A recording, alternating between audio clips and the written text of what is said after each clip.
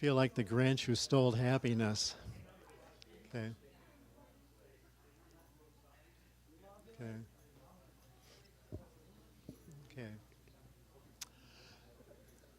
Good morning, everyone. A little more enthusiasm, please. Good morning, everyone. Good morning. Thank you. Okay. Bob just gave me the put it to your mouth sign. Yeah, okay. Welcome to everyone to this session. This week and next week also, the Creation Care Ministry here at Hope Church is going to be presenting some materials that help us understand how we can better live responsibly as Christians and face some of the challenges that we face in the environment that we live in.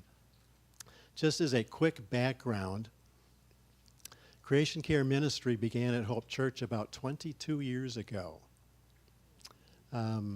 We have been active throughout that time. Our reason for being is to highlight the fact that Christian faith and Christian responsibility and Christian action gets played out in every aspect of our life. We understand our personal disciplines and how God wants us to live in disciplined personal lives. But we also understand that we're called to a way of living which in all of its aspects calls on us to be part of God's work of renewal and reconciliation and recreation. So Creation Care has worked with that theme for the last 22 years. And if we take a particular look at this facet of our personal lives, which is our engagement with the natural world, how do we then engage in such a way as to bring the kind of creation and renewal that God wants in all of creation? So that just as background. This morning, you met Bob Giroux on the way in. Bob Giroux and I are both members of Citizens Climate Lobby, and we're sort of partnering this morning with CCL, asking you if you will participate with us in sending a message to the Michigan legislature that we would like them to authorize community solar. Community solar is not the big 1,000-acre field you're thinking of. They're kind of 5-acre max kind of size, available to businesses, schools, small towns, places that want to be able to control their own energy output. So the way it works is that a developer builds the system and then gets subscribers to the output. So if you subscribe to the community solar, then your portion of that output from the farm goes to offset your own electric bill. So it's something like Netflix, they say, okay? But right now, in the state of Michigan, there is no authorization to do that. Utility companies can unilaterally decide whether or not to permit that type of a facility, and we would like it to be more generally available. So see Bob on the way out. He's got some letters we want to send to the legislature. So that said, this morning, I wanted to introduce you to Steve and Corey Veldheer, who are with us this morning. Corey warned me she's not speaking, but she is at a table in the back where she's got some sign-ups for free clover. And Steve will be doing presentation this morning. But just as their background, you can read this in the bulletin too, but husband and wife team Steve and Corey Veldheer together operate Good Sweet Earth Grassroots, a West Michigan educational initiative dedicated to promoting the virtues of organic lawn care. They take their motivation from the Genesis call to care for creation. Many modern-day practices damage the planet, but synthetic fertilizers and herbicides aren't necessary to grow a beautiful lawn. This class will teach you how to work with the earth itself and in such a way as to honor both God and creation. So enough from me. Steve.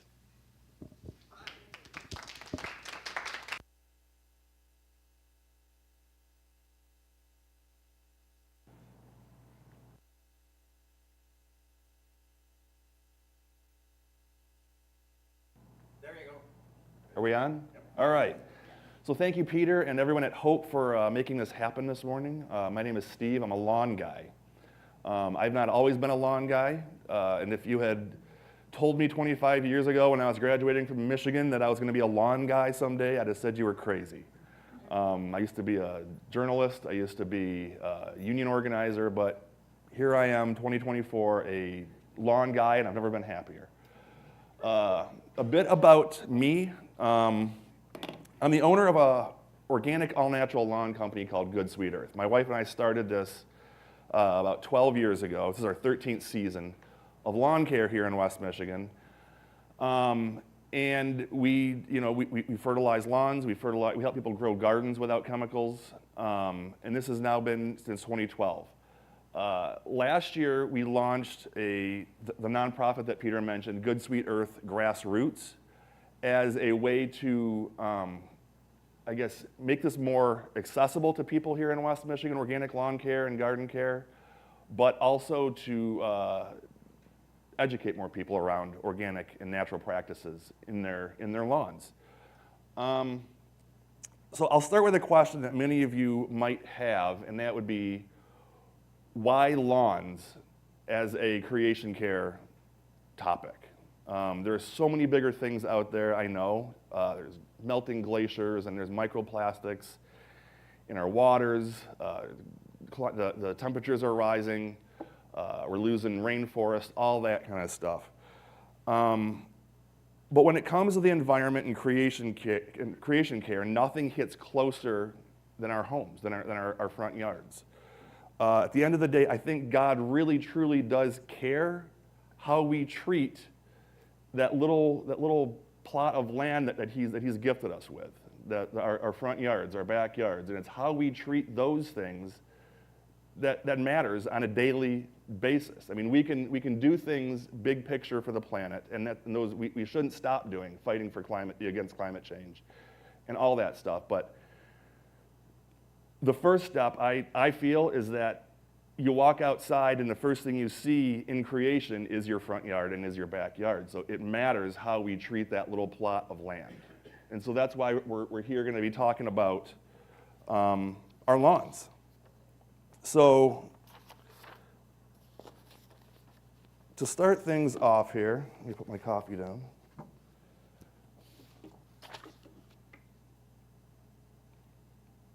Wrong way. What does Genesis 2:15 say? Does anyone happen to know what this verse in the Bible says? We're called to serve and protect. Avad Shamar to Hebrew. Very good. The Lord, so the actual verse is, the Lord God then took the man and settled him in the Garden of Eden to cultivate it and care for it. This is regarded as very much as the creation care sending verse, that God asks us and tells us to take care of the creation that he made that was good. But what does this actually mean? So I turn to the National Association of Evangelicals, which, by the way, is not a hippy-dippy, tree-hugging organization. This is amongst the most conservative denominations in our country. So I wanted to go to them and see what they thought of creation care. And they say, Christians acknowledge creation care as an act of discipleship. We are stewards of the earth, summoned by God to work it and take care of it. Our uses of the earth must be designed to conserve and renew it rather than to deplete or destroy it.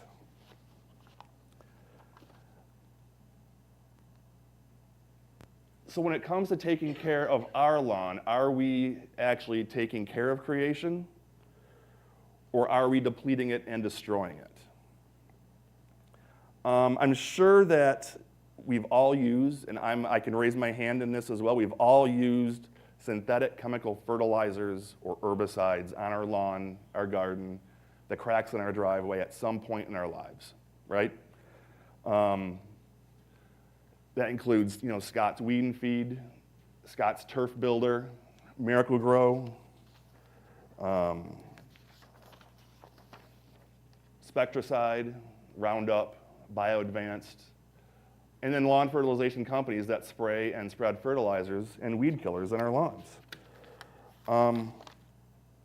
But why do we do this? Why do we use these things? What's the motivation behind using all of these synthetic chemicals year after year, month after month, season after season? Is there a benefit to them? Anyone? It makes things look good, right? But by what standard does it make them look good? Whose standard is it? The golf course.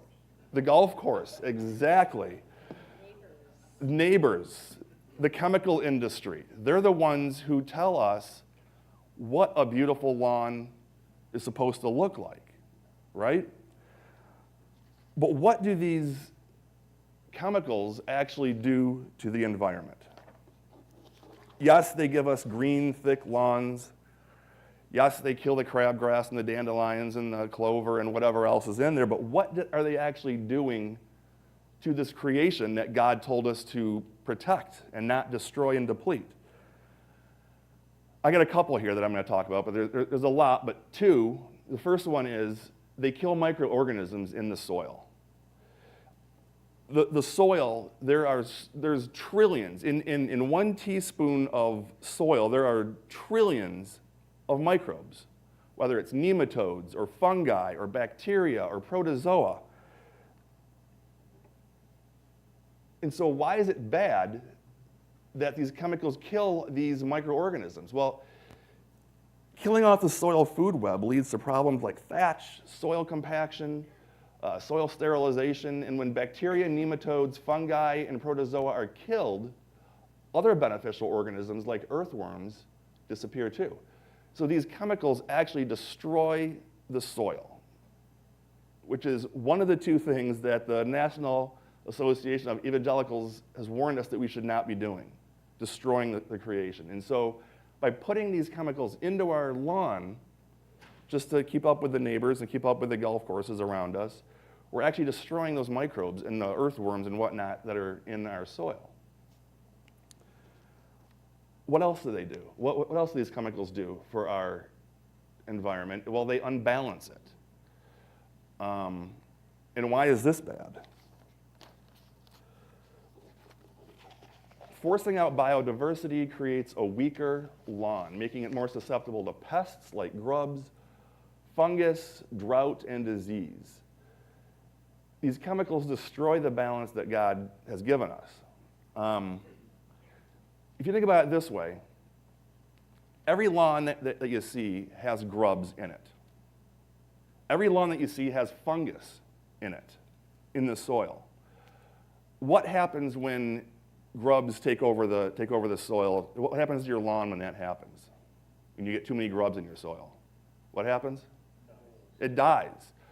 Those grubs, when their population explodes, those grubs go along and all they do is they eat the grass roots, the roots of the grass, until the grass is dead, and you can peel it back like a rug on your lawn. But why does that happen? Because every lawn in the country, in the world, probably has grubs living in it. So why do we suddenly have some lawns that need to have grub control dumped on them once in a while? It's because we've messed up the balance of God's creation. Grubs only eat grass roots. They don't eat clover roots. They don't eat dandelion roots. They don't eat any other roots that are in your lawn. So if you've got a lawn that's just a monoculture of grass, that's a breeding ground for those Japanese beetles that lay their eggs and produce the grubs. So by having a monoculture lawn, you're just inviting grubs into your lawn because it's creating an imbalance. Nature loves diversity, but over the past 70 years, we've been pushing that diversity out of our lawns. And so that's why, and that's the only reason that today we have grub problems in lawns. 70, 80, 90 years ago, grubs weren't an issue. They didn't destroy lawns because lawns had lots of stuff growing in them. Same thing with fungus. Every soil has fungus growing in it. It's a beneficial part of the decomposition process in the soil. it's only when you have these monocultures that the balance of soil microbes gets out of whack. And then you'll see a population explosion of fungus popping up in your lawn. So putting these chemicals in our lawns, on our soils, is creating an imbalance. And that imbalance then creates a cycle of more chemicals. If you're pushing the weeds out, you're creating a monoculture. If you're creating a monoculture, you're inviting pests and you're inviting fungus growth, which then people then run to Lowe's and Home Depot and get grub killer and antifungal chemicals, and they just continue that cycle of putting chemicals into the lawn. So, what next? What can we do? They also contribute to water pollution, loss of wildlife and pollinators. They actually do contribute to greenhouse gases, and these chemicals contribute to diseases in people and pets. So, to be honest, the only reason we're using these chemicals is for cosmetic reasons. It's to give ourselves a lawn that we can be proud of next to our neighbor, or that we can compare to the golf course, or Comerica Park's outfield, that we can say that, hey, I got this beautiful, thick monoculture lawn in my yard. So it's cosmetic, it's pride, but really what it's doing is it's doing a lot more damage than what it should be doing, than what God wants us to do in our yards. So how did we get here? How did we get to this point in 2024 where it's just the standard? It's just, I'll be honest.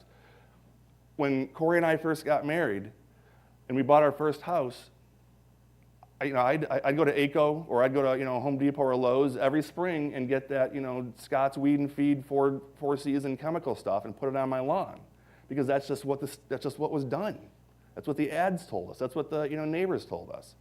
So how did we get here? How did we get to the point in 2024 where we're just dumping chemicals on our lawn without even thinking about it? We're buying organic, fruits and vegetables, right? We're eating, well. We're supporting, local farms that do things right, but yet we're still putting these chemicals on our own lawn. How did we get here where there's this disconnect between what we're buying in the grocery stores and supporting on the farms, but still using these bad practices in our own lawn? So here we are with a brief history of lawns I've got. It's from long ago until now. I'm going to come over here so I can see. Land use, long ago. It was functional. It provided food for us. People grew their food and they raised animals on the land that they had. There was no, leisure time, and there was no leisure space in people's properties. Castles would often be surrounded with low-growing ground cover to keep enemies from sneaking up. So I guess that could be considered one of the first lawns, is keeping the ground cover low around the castle so that people couldn't sneak up on you and attack you. 12th century Europe, another advancement in lawns, along the history of lawns. We begin seeing low-cut grassy areas for sports and games, and these are mostly what you would consider today to be parks. They're public areas where people could do various recreational activities. 17th and 18th centuries in Europe, we see wealthy landowners for the first time they begin setting aside land for leisure. Having those large areas that had no purpose became status symbols for the wealthy there. They would hire staff to simply keep the ground cover low. They didn't have animals, they weren't growing food. It was simply a place to show off that you didn't need to do anything to make money on this land. Common folk still use their land for function and food in the 17th and 18th centuries in Europe. The 19th century is the dawn of the modern day lawn. 1830. We have Edwin Beard Bunting, who was the Henry Ford of lawns. Can anyone take a guess as to what Edwin Beard Bunting might have done? Mower, I hear? Is that the guess, a mower? Yep, he invented a mechanical lawnmower. And this allowed people to cultivate lawns without needing staff to keep them cut. From 1860 to 1890, some huge advances in lawnmower technology were developed, including steam power lawnmowers. There was a shift from cast iron. Can you imagine using a cast iron lawnmower to clear your lawn? They shifted from cast iron to steel. And we saw the introduction of the internal combustion engine in mass production of lawnmowers. So all of those things really helped to make this more accessible to the common person. 20th century, 1938 was a big year. It might not have seemed like a big year at the time for the advancement of modern day lawns, but does anyone know what happened in 1938 that might have helped create the modern day lawn in America? Good guess, but incorrect. Any other guesses? Rotary lawnmower. Rotary lawnmower, again, good guess, but not correct. Third guess, does anyone have a third guess for this one? Suburbia. You're getting close. Suburbia, 1938, FDR passed the Fair Labor Act, and this gave workers a 40-hour, 5-day work week for the first time. Leisure time on the weekends now became a thing. Before this, you didn't necessarily have that leisure time to be at home, in your yard, to garden, to do whatever. So it was not necessarily, an instant switch, but it was a huge step towards the slide towards the modern day lawn right here, for better or worse.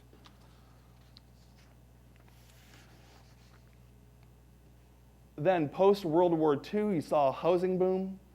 You saw the development of suburbs, golf courses, country clubs popped up. And the other big thing post-World War II, you saw the chemical industry, which was so engaged in World War II, needing a place to spend their resources and make their money, so they shifted from wartime efforts to agriculture and eventually lawns and gardens. And really, what happened post-World War II is you had these, GIs coming home from the war, living in the suburbs. They've got the 40-hour work week, 5 days of working. They had time to go to country clubs and baseball games, and those golf courses and country clubs and ballparks were the first ones that were targeted by the chemical industry. So they were the ones who pushed the clover out and pushed the other, the dandelions and everything else out of the grass.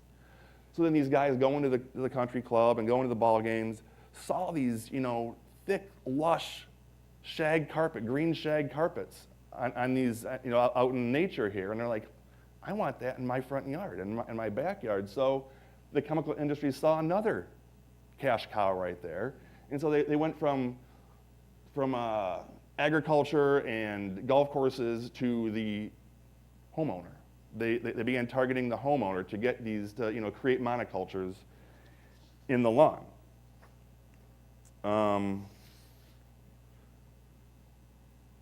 Any questions so far? So since the 1950s, a monoculture lawn has then been shown to us as the ideal, as the standard. Having one thing growing in your lawn, in your yard, and that's just grass. That's it. It could be Kentucky bluegrass, it could be a fescue, it could be a ryegrass, but grass. Grass is the standard. Here's a little secret, and something that I find very interesting. Before the 1940s, let's say, all grass seed sold in America had clover in it. You bought a bag of grass seed, it had clover seed in it. So if you're seeding your lawn, you're putting clover down as well as grass.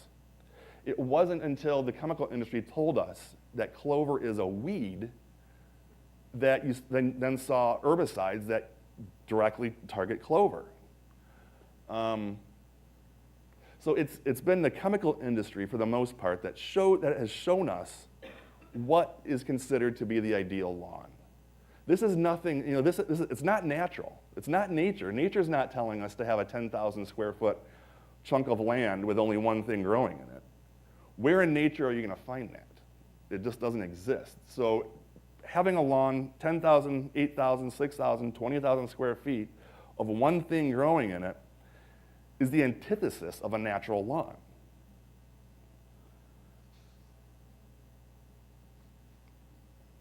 We've lost sight over the past 70, 80 years of what's really important for plant growth, and that is the soil.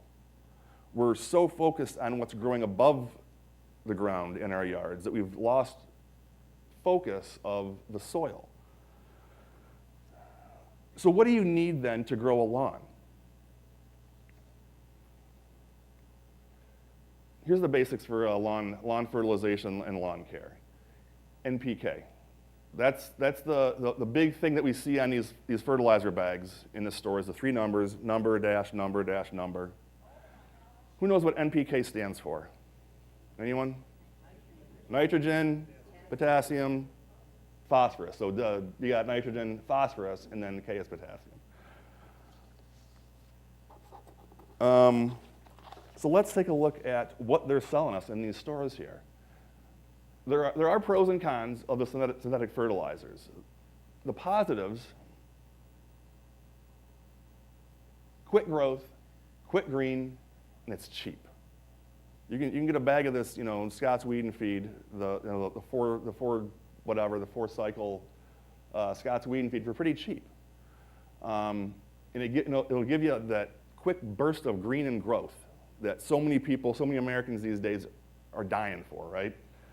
But there are negatives to this, lots of negatives. Oops, hold on, let me go back here.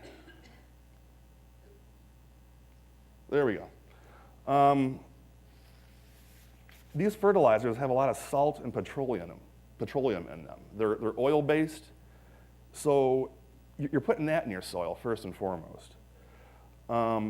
These fertilizers, they sterilize the soil. They make it infertile. They kill all the life that's in your soil that breaks down dead plant matter. Dead soil means bare patches and weeds, which then if you've got bare patches and weeds, what are you going to then put down? A weed killer, right? The nutrients in these fertilizers are water soluble, which means that it can leach, and it leaches out of your soil if the grass doesn't take it up right away. It just goes into the soil, it goes into our watershed. Less fertility means the need for more frequent fertilization. And the chemicals, they get into our water and into our bodies. I mean, there's a reason they put caution signs up on our lawns. The service guys put those caution signs up, say stay off the lawn, because it's not good for your body. It's not good for your pet. It's not good for your kids. So those are some of the negatives. And just, I guess, to touch further on the sterilization and the killing of life in the soil, one of the side effects of that is nowhere in nature does soil get compacted on its own, because you've got those microbes and those worms and those beetles living in the soil. So if you're putting chemicals in your lawn and all that life is being wiped out, that's where you get compaction from, and that's where you get the need for like core aeration from. Prior to these chemicals, we didn't need to aerate our lawns because nature did it for you. The worms, the beetles, all that stuff. So all of these fertilizers are doing more harm to our soil and more harm to our lawns than I would say the positives would tell you, because you can, now moving on to the natural fertilizers, you can get these same benefits, growth, green, and it's not cheap, but growth and green from natural fertilizers. So what's the scoop on the natural fertilizers? The ingredients come from nature, not a lab. They're plant-based. So natural, organic fertilizers are plant-based, because that's the fertilizer that nature has given us, that God's given us. Leaves fall, they break down, they put the nutrients back in the soil. No one's fertilizing a forest or a prairie. because the dead plants, the plant life that's in those areas feeds the next generation of growth. And so that's what organic fertilizer is all about. It's dead plants feeding the next generation. Nutrients are released slowly as the microbes consume the organic material. They typically contain nutrients beyond the normal NPK that you see in the synthetic fertilizers. There's a slower release rate, which means there's less runoff or leaching of the nutrients. Also means that there's no chance of burning your turf, as with synthetic fertilizers, you can put too much down and burn your turf. And slow release means less applications.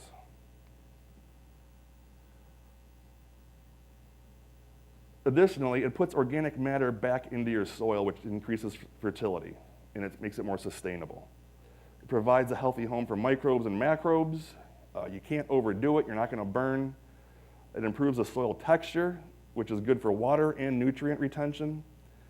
And it's reliant upon soil temperature, water, and microbes. So that's not really a positive, it's just a fact that the organic stuff that you're putting down there begins to break down with the presence of water, warm temperatures, and microbes. So what are some options? These are some of the natural fertilizers and amendments that you can put on your lawn that will do amazing things. One is Safer Brand Lawn Restore. Malorganite, I'm not a huge fan of malorganite. We can talk more afterwards if you want to discuss some of these things, but it does provide a healthy organic nutrients to your lawn. Compost or vermicompost. Alfalfa blend lawn fertilizer, that's actually a fertilizer that Good Sweet Earth, our company, produces and sells. Alfalfa meal or pellets, you can just go to Tractor Supply and buy a bag of horse feed, alfalfa pellets, and put that down. That's a great fertilizer. It's dead grass, essentially, that you're putting on your lawn to break down. Kelp extract or meal, and then grass clippings or leaves. You just take the bag off your mower and mulch your grass, and that's a great fertilizer as well. Any questions so far? Thoughts? So what about weeds? Weeds are something that I like to call diversity. I don't necessarily like to call it weeds because that indicates that you don't want it. And sure, there's some diversity you don't want in your lawn, but for the most part, it's just having diversity in your lawn, which is a good thing. It's not a bad thing. But there are ways to reduce the diversity if you're so inclined to do that. If you don't want a yard full of dandelions or whatever else, there are ways to reduce this. So let's just talk a little bit about that. Grass is tenacious in healthy soil. Have you noticed your landscaping beds oftentimes get grass growing in there, and it really makes you mad because you don't want the grass growing in your landscaping beds? That's because you put a lot of effort into your soil there, right? You're amending your soil, you're mulching your soil, so the grass wants to get in there. So having healthy soil in your yard will give you tenacious grass and will push out diversity. Nature hates empty space. So by overseeding in the late summer, like late August through mid-September, or right now in April, you can fill in some of those gaps because nature hates those little, it could be a nickel-sized space in your lawn. Something's going to fill in that gap. If you don't want it to be whatever, a thistle, put grass seed down. The ideal time, like I said, is late summer, early fall, because that's when most of the weeds are dying. You can get the grass to germinate before winter, and then next spring when those weed seeds are looking for a place to find a home, you've already got grass there. So you won't have as much diversity. And the other way to get rid of them is just hit them one by one, either by pulling them or spraying with a vinegar dish soap solution to kill them individually, spot treating the problems in your lawn. And then finally, you can just welcome biodiversity. Accept the fact that at minimum, 10% of your lawn should be non-grass plant life. It'll keep out pests like grubs, it'll keep out fungus, and it's good. It's good for the environment. That's if you're looking at natural lawn care, that's nature right there. A 10,000 square foot monoculture is not natural, it's not nature. You're fighting nature at that point. So I am a lawn guy, but I'm more than welcome, more than amenable to having alternatives to turf in a yard. So there are things that you can do to have less lawn. And sometimes some parts of some people's yards just don't grow grass. Maybe you're under some pine trees and you just can't get grass to grow there. Don't fight nature, put something else there. Some alternatives to that would be like hardscaping.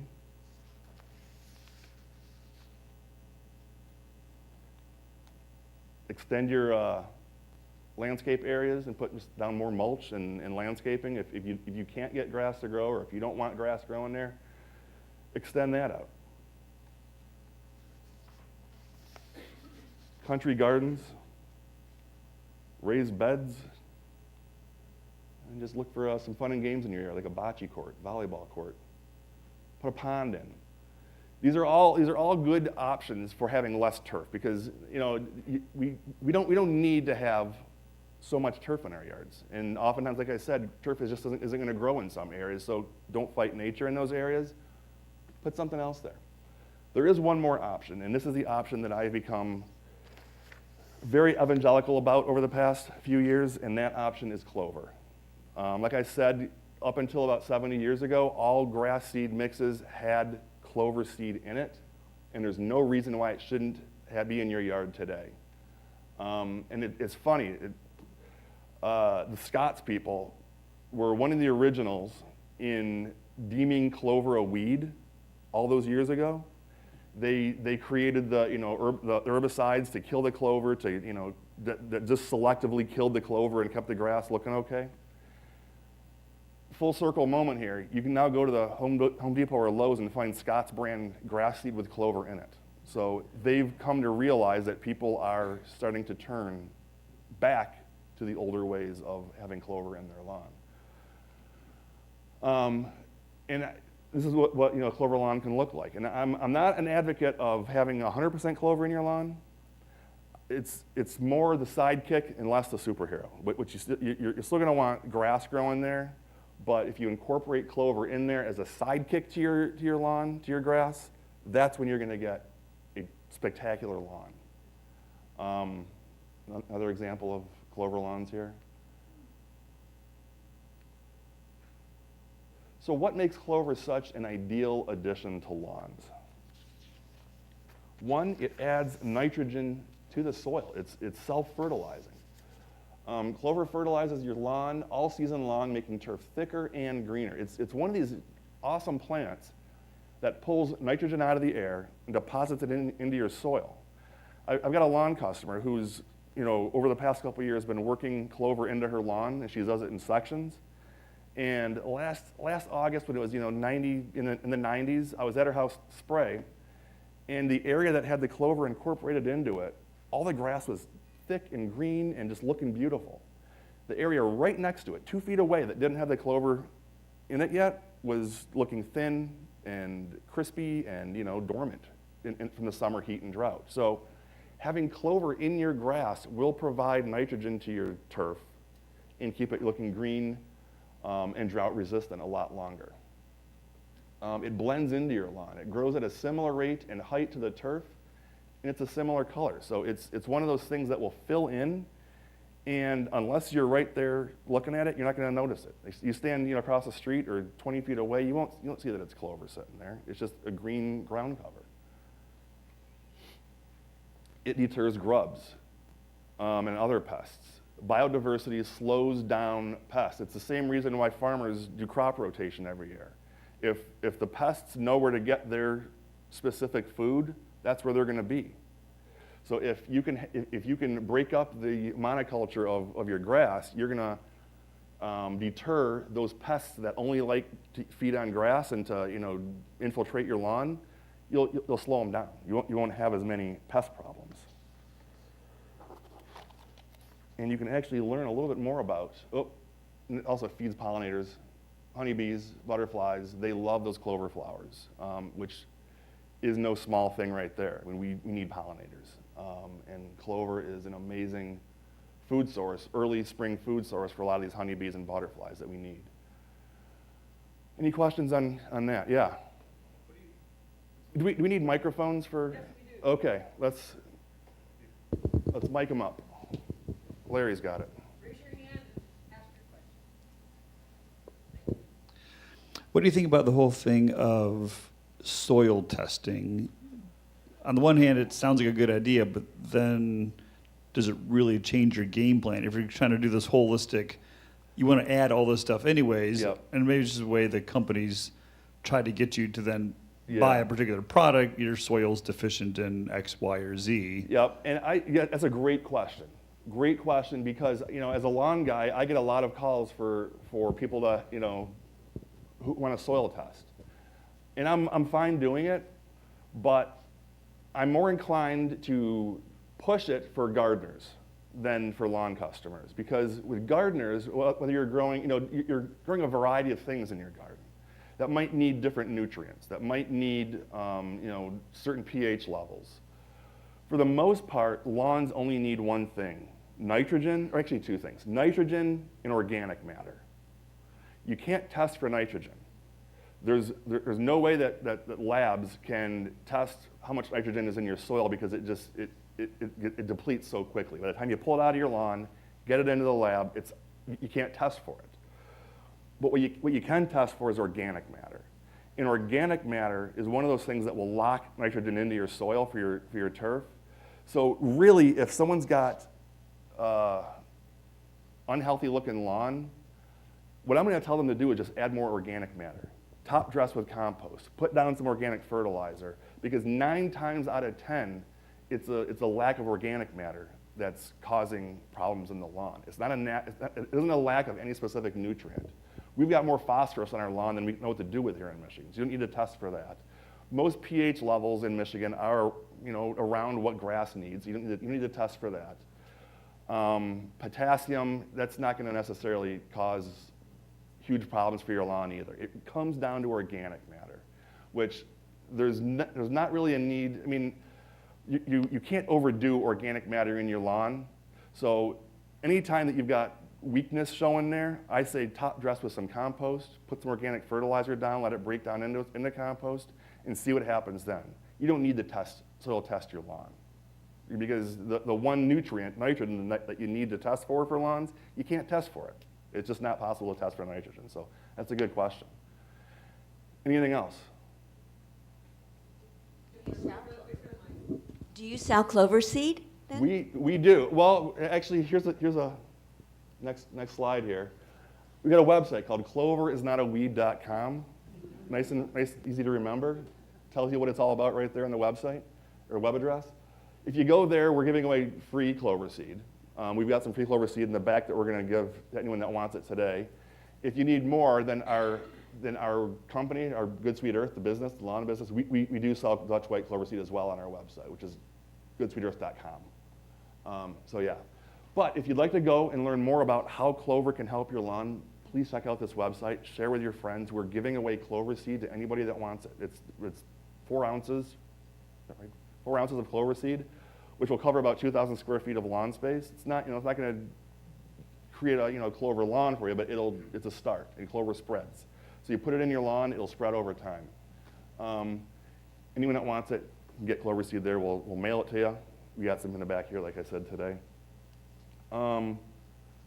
Any questions, again, on clover? So the 2 most important things that you can do to grow a Genesis 2:15 lawn. One is to change your lawn goals. Change what you consider to be an ideal standard for a lawn. If you're going into this wanting 6, 8, 10,000 square feet of a monoculture, you're going to need chemicals, and lots of chemicals, to make that happen. And I don't think that's what we want. I think if you're here to learn about this, you're thinking maybe that's not what is the best thing for the planet. So change your goals. Welcome some diversity in your lawn. Welcome biodiversity.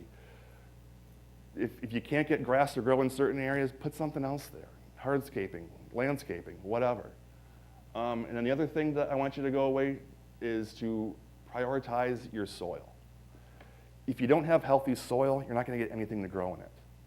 You're going to be propping it up with chemicals. Chemical fertilizers, I tell people when I'm out doing lawn consults, chemical fertilizers are a lot like a Mountain Dew and a donut. It gives you a sugar rush, right? You're going to have that energy, but if that's all you are feeding yourself over long term, what's that doing to your body? So if all you're feeding your lawn year after year, season after season, the chemicals, what's that doing to your soil? Well, I'll tell you, it's sterilizing it, it's compacting it, it's killing it, it's knocking off all the microbes. Question? I just put down step 1 of Scott's yesterday. It's okay, don't worry. But anyway, where do I throw away my Scott's supply of chemicals? Any ideas, any suggestions for it? I don't know. Yeah. Don't beat yourself up over that. I tell people, you know what, if you do that, just say, okay, I've done that. Today I commit to an organic lawn. And so go forward and do different. Question? Yeah? Over here? Yeah, okay. I too put down Scott's number 1 a couple weeks ago because I hate crabgrass. Okay. How do I prevent crabgrass? That's a good question because crabgrass is tenacious. The good thing about crabgrass is that it's an annual. So it dies every year. The problem is, though, it's a very tenacious seeder. It drops so much seed. So that's where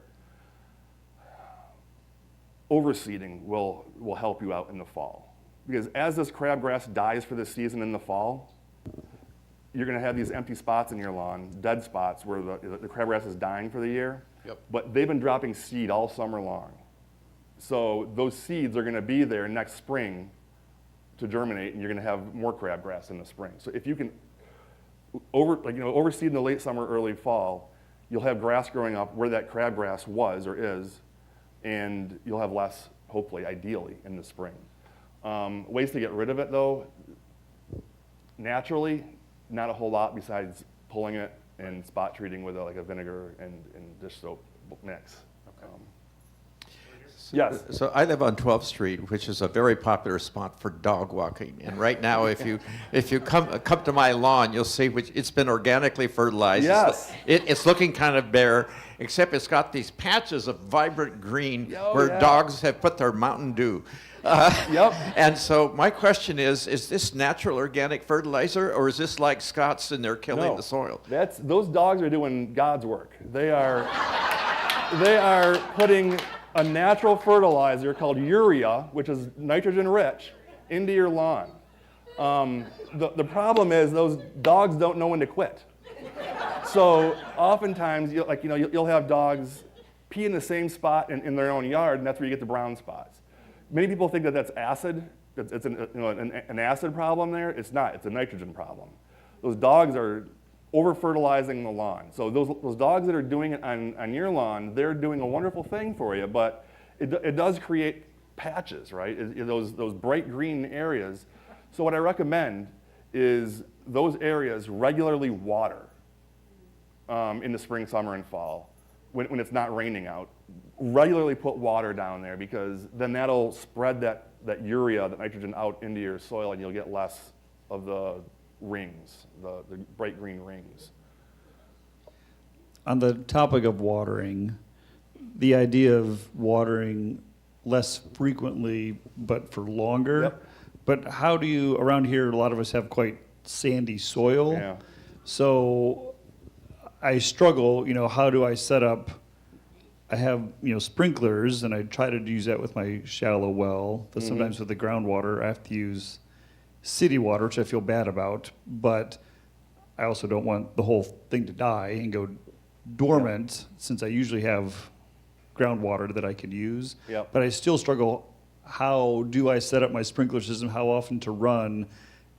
It's hard. There are all these things like, put out these cans, and how much does it fill the can, and all that kind of stuff, but it's really tricky to actually know. Yeah. I'm not a big fan of the water of the can system. My thing is just water as much as you need to get your grass to look the way it does, but do it longer, deeper than what you would. Don't do it daily for 10 minutes. Don't do it every other day for 10 minutes, 20 minutes. Do it like maybe every 4th or 5th day for an hour. Just really drench, especially sandy soil. Now, with sandy soil too, that's something that you should probably be putting some sort of compost top dressing down every year until you've amended that soil to the point where it can hold water better. Because organic matter, whether it's compost or organic fertilizer, what that does is it helps sandy soil and helps clay soil. What it does is it loosens up clay soil to allow air to get in there, and it binds up sandy soil to hold on to that water. And so what I would recommend, if you've got sandy soil, top dress until you notice a difference in your watering practices. On that note, as far as top dressing, what is the best way to do that? Because for a bigger lawn, it's kind of tricky It to is. get it even right, It and can be, I've yeah. struggled with like different ways, wheelbarrow fulls, and then Yeah. you kind of rake it out, but then. I That's- mean, is there a good way, or just one of those, just back-breaking, kind of just time-consuming? There's just no good way to do it. What you could do, instead of using compost and doing the wheelbarrow back breaking, raking out kind of thing, get something like alfalfa pellets and just layer that down with a spreader of some sort. That's easier than wheelbarrowing, composting, and raking it out. Spreader of alfalfa pellets, that'll break down and turn into compost. So that's sort of the same thing as putting the compost, it's putting down pre-compost. You're not putting down the finished compost, you're putting down the stuff that will break down and bind up your soil over time. It's easier that way, I think. It's just gonna not be an immediate thing, so, yeah. Otherwise, yeah, I think it's just gonna be a back-breaking wheelbarrow spread kind of situation. Hi, I'm Ruth. Hi, Ruth. So I live in a condo and I have less control Yep. over who we hire than I might like. And what I'm wondering is, have you worked with condominiums, and do you charge more than an average lawn care, or about the same? probably Talk do. to me about that. I think we do charge more than the average lawn care, especially for when you've got a big association like that. It's not very big. It's not very big? No. Okay. I mean, I've given quotes to a number of condo associations over the years, and none of them call me back. And I'm thinking it's just because we're priced out of their range. And that's because, and here's the reason why. The base thing that I do is I spray a compost tea down on the lawn. That's the number one thing that I do all summer long is I spray a compost tea. That compost tea takes about 12 to 18 hours to produce. So every day I can make 100 gallons. I put that down. When it's gone, it's gone. The chemical guys, they can just, once their tank is empty, they put a little more powder in there and fill it up with water and keep on going. So they can do a lot more and charge a lot less. It's like we have to, still cover our costs and everything else, so we have to charge a lot more. That being said, that's one reason why we started this nonprofit last year, Good Sweet Earth Grassroots. Because over time, we want to offer what we offer either for free or greatly reduced. We don't want cost to be an issue for condo associations, for homeowners. We don't want to turn people away from doing the right thing, right? And so that's what Good Sweet Earth Grassroots is all about. It's about making it more accessible to the condo associations, to the marginalized communities that can't afford to treat their lawns or haven't even given that a thought. They don't even think about treating their lawns with anything because they got other things on their mind, other bills to pay. So we want to be able to make this accessible to everybody without cost ever being an issue. Unfortunately, we're not quite there yet. So I don't know. I've never found a condo association that has called me back and said, yeah, we want to do this. So. What about coming up with a way people can make their own compost tea, like the home kombucha kind of a thing, like kind of set up like your little back shed lab, Yep. right, where people can just kind of And do it that way. That's something else that we are working on with Good Sweet Earth Grassroots, the nonprofit. We're working with vermicomposters. We're going to be working with vermicomposters and other like-minded folks to teach people that kind of stuff. We're sort of our educational branch of Good Sweet Earth. Grassroots is the educational branch of this, and that's one thing that we are very much working on doing over the next year or two. Is we're helping people set up vermicomposting bins already in schools and churches and nonprofits. But yeah, worm tea as well. Where do I get the vinegar and dish soap so that I can get rid of the spray bottle from my patio? Yeah, you can make it yourself. It's not. I mean, you get like a spray bottle, empty spray bottle, put some vinegar, maybe cut it with some water, and then put a few drops of dish soap in there, shake it up, and spray. Yeah. White vinegar is the best as well, because you're not going to have other, like sugars and stuff in there. But I don't know if there's a specific ratio. I think it's not rocket science, just enough vinegar to kill whatever you're putting down there. Some of us are comforted by exact recipes. I know. I'm sorry. I don't have a recipe for you. No. I like exact, but I can mess with that. So, but is that the sort of thing that has to be direct on contact and would harm the grass as well? So I need to really control it. So that will harm the grass. So It will. Really careful. Vinegar Okay. will kill the grass.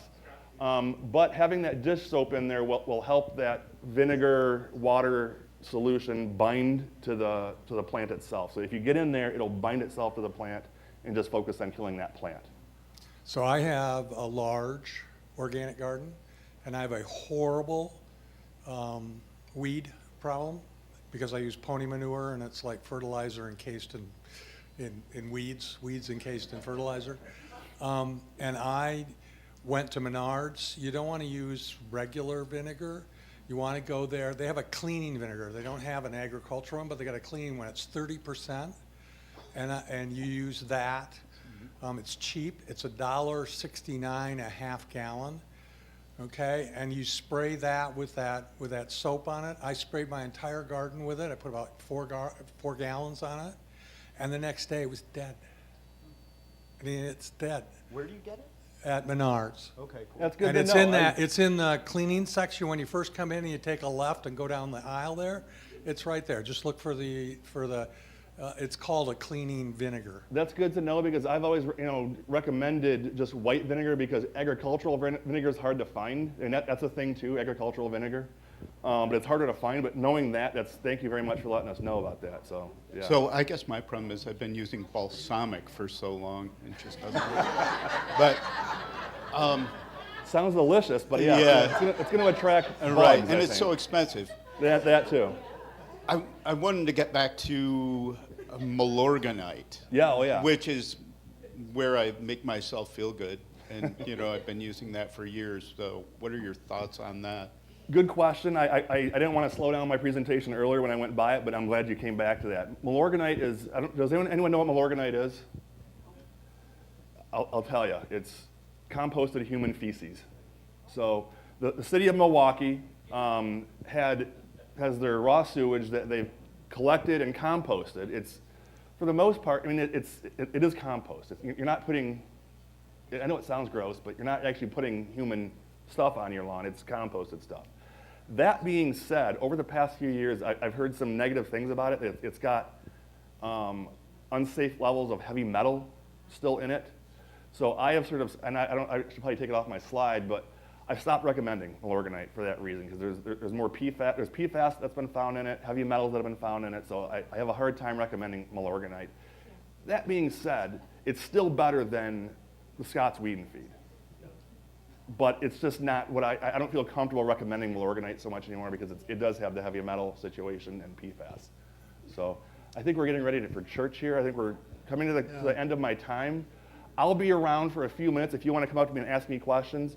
Corey also has sign-up sheets in the back there. If you could just sign your name, your address, email, and county, she'll be happy to give you a little 4-ounce packet of clover seed to put in your lawn if you so desire. But thank you so much for having me here today, Peter, and all of you at Hope. So thank you very much. I kind of hate to interrupt because I think we were getting on a roll. But thank you so much for all that valuable information. My pleasure. Anytime. Next week, Don Triesenberg will be with us. Don is a retired physicist, educator, college administrator, strong background in energy issues. especially in solar and energy efficiency. Don's going to be presenting some material to us on his perspective of what's happening globally with energy systems and the consequences of those systems in people around the world. And then there's going to be an appeal for you to maybe make some adjustments. So I look forward to that next week. Again, thank you, Steve. Thank you, Corey, for being here. And a reminder on the way out, Bob Giroux is actually the Care for Creation police today. The deal is you can get in here for free, but you can't get out until you sign one of those letters advocating for community solar. So thank you all for being here.